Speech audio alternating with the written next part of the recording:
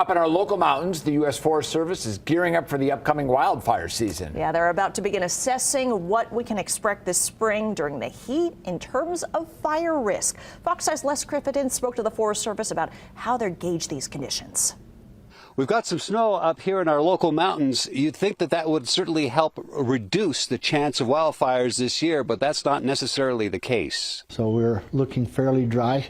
Ray Johnson from the U.S. Forest Service has spent 20 years watching and assessing the wildfire risk at Mount Charleston, Mount Potosi, and other places in Nevada.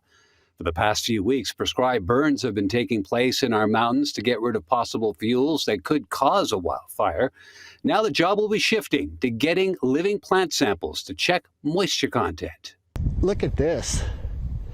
You see how all that brown stuff is sticking up? Yeah. Off of the sage?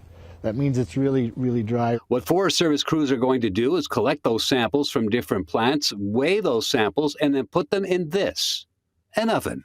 And we would bake them for 24 hours at whatever degrees that we need to get what we're after as far as the amount of fuel moisture. After the 24 hours, the material is weighed again, and that would determine how much moisture is in the different types of vegetation.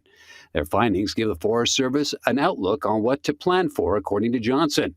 We've been lucky the last few years compared to California and Colorado when it comes to wildfires, but sooner or later, our luck could run out, especially with this prolonged drought in the desert Southwest. Our soils up here and throughout the West, I should say, are starting to show that they have not been this dry, possibly for 100 years.